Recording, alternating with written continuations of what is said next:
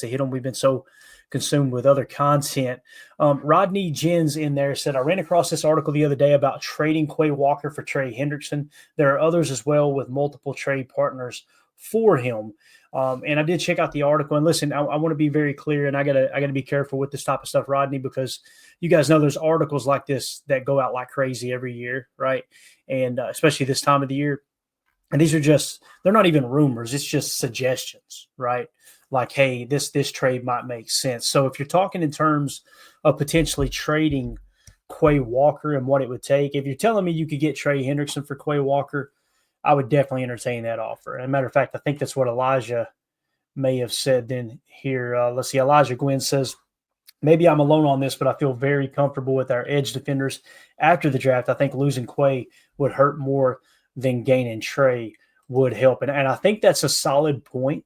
If you're telling me you could get Trey Hendrickson in a straight up trade for Quay and you don't see Quay Walker as like a part of the future in your middle linebacker room, which I personally don't think that's how Goody sees it. Now, you got two sides to the coin when it comes to Quay Walker and his situation. You're entering the last year of your contract. They chose to not pick up the fifth-year option because of the edge player inflation on that number. If it had been, at $8 or $9 million for inside linebackers, I think they would have picked it up, to be honest with you. What I'm saying is I think Goody wants to extend Quay Walker to a long-term deal. I'm not saying that's what I would do. Now, for the right price, absolutely. We kind of talked about somewhere between $5 to $8 million per. Yeah, I'm on board. But when you look at it from Quay's standpoint, he's got to be going, man, if I can just get out of here this year, not that he doesn't want to be a Green Bay Packer, but if I can just get to the market, I think his market will go through the roof. I've seen teams overpay for inside linebackers that weren't necessarily that good in their instincts and on the tape, but they had just crazy athletic ability. And make no mistake about it, like Quay Walker is an athletic freak. It's just the processing is what seems to be kind of lagging a little bit there. And I want to point this out too, as many people have mentioned over and over and over, he kind of started to put it together at the end of the year last year. And then he suffered, I believe, what was it, an ankle injury. So hopefully he can pick up where he left off before he suffered that injury and continue to move in the right direction. But I do think, as we all know, Goody loves re-signing his top picks. I mean, he slapped a fifth-year option on Darnell Savage that was worth, almost $8 million. He was a first-round pick. He did let Josh Myers walk, right? So that's a little bit of recent precedent. Would you be willing to let Quay Walker walk in free agency? In the past, it just kind of seems like Goody doesn't want to give up on his draft pick. So if he can get him at the right dollar amount in his mind, then I think they'll make that happen, me personally. So, yeah, man, Savage, that's a blast from the past right there. My goodness. So I want to go back to what he said here. Maybe I'm alone on this, but I feel very comfortable with our edge defenders after the draft. I think losing Quay would hurt more than gaining Trey would help. I'm with you on the edge room. We were pretty vocal about it during draft season. As soon as the season wrapped up, you didn't hear me saying, we got to go get an edge. We got to go get an edge. Now, there were a few names that surfaced, like, James Pierce, right? Who was the other one? There was another one too, Mike Green. If nothing, if the personal conduct kind of checked out on Goody's end, I would have been good with that. It's such an important position. If the board falls just right, absolutely take the best player available if it's an edge. But I didn't feel like we needed to go get an edge. And I know there was many people that kind of bought into the whole doom and gloom of, man, this edge defender room is so bad. And I'm telling you, guys, it's not as bad as some fans and some of the media members made it out to be. And what really gives me, I don't want to say hope, but just like it kind of, I rested easy, was like, you can watch what they're doing on the field, and they weren't pinning their ears back and going. And anyone who watches this show or listens to this podcast consistently, we've talked about that ad nauseum. I'm going to continue to talk about it because there's still people out there that are claiming LVN can't beat a tight end pass block. It's like, I've seen those reps. He wasn't trying to get to the QB. He was playing a touch spot. He was engaging with the tight end, setting the edge against the run, and just kind of playing patty cake with the tight end with eyes on the quarterback. And it's just amazing how people they'll take that and be like, look at this. He can't even beat a tight end.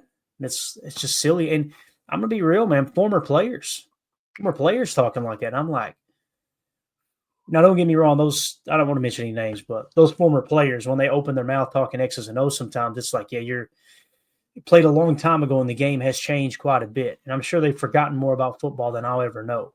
But with that being said, it's like you can look at the tape, you can watch the tape and see that on those specific plays, they weren't really pinning their ears. But now, does that mean that we were a top 3 pass rush? Absolutely not. Absolutely not. But it's not as bad as people made it out like we were bottom 5. And that was just not the case. Matter of fact, let's go to some team statistics here. And this is sack percentage right here that we're going to pull up. And you're going, whoa, Clayton, well, you're always talking pressures over sacks. Yeah, I gave in this year. I'm like, okay, y'all want to talk sacks? We'll talk sacks. Not y'all, but just the people that are like, I need people that finish. That was the big line last year, right? Look at the sack percentage. Green Bay finished 12th. And you're going, well, Clayton, that ain't top 10. You're right, it ain't. At 7.42% sack rate, look at all the other teams that are in that 7% range. The Jets, Washington, LA Chargers, Philadelphia. Philadelphia, guys, we were less than 0.1% behind Philadelphia in sack rate. And you would listen to people on the radio, and they talk like this was a bottom 5 pass rush. It's just wild. And I say that because that's even with the tape showcasing and telling you, screaming, jumping off the screen, hey, they're really only rushing 3 here. They have the illusion of rushing 4, but they're actually only rushing 3 because one is in a touch spot, whether it was Kenny with the injured foot. I believe it was a foot or a toe he had injured last year. So I kind of felt like they played to that a little bit. Like, okay, Kenny can't really get after the quarterback that much. Let's let him play that touch spot. And to me, that makes all the sense in the world now as to why they chose to approach it that way. Although Kenny held up pretty decent at one tech last year in the nickel. And if you don't believe that, go look at the rankings. But again, here you got the sack rate, right? They're 12th in sack rate and less than 1%, actually less than 0.5% away from being 6th best in the league in sack rate, or 7th best. So they're showing 12th, but they're actually kind of pretty much tied for 7th best in the league. So that's just one, part of it, right? Now let's jump in here and let's go passing defense. And let's just see, okay, sacking the quarterback and pass rush to me goes hand in hand with the success or lack thereof of the passing game. So what was the opponent's yards per pass attempt, right? We've talked about this before. We're going to hit it again, though. They keep trying to get me with a copy right here. I'm just telling you right now, man. I don't know why, but that keeps popping up, and it's a baseball game highlight, and they're trying to nail me on this website. So here we are with yards per pass attempt. So what this statistic tells you is every time the opponent passed the football, right, how many, you take all those attempts and you divide it by how many passing yards they had against your team, right, or against the opponent. And that's going to tell you how many yards they averaged. Every time they dropped back, they averaged gaining this many yards. First place is the Philadelphia Eagles at 5.6 yards per pass attempt.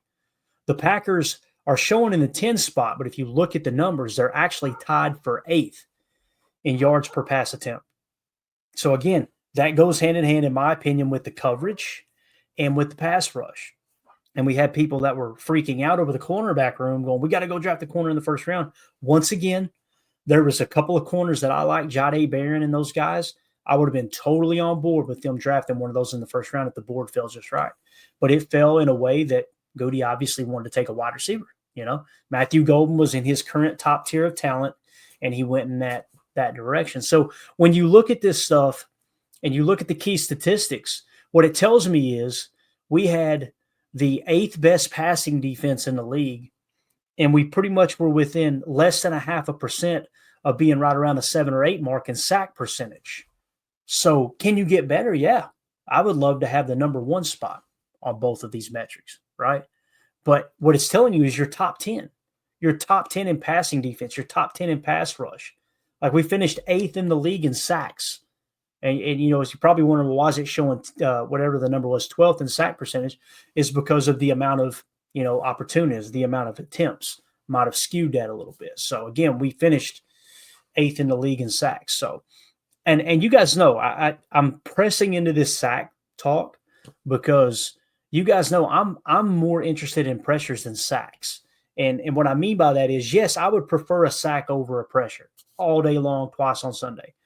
But if it comes down to you've got to sacrifice one or the other, you can have an overinflated pressure number knowing you're moving the quarterback off his spot, which is something Matt LaFleur talked about a lot this offseason, moving the quarterback off his spot.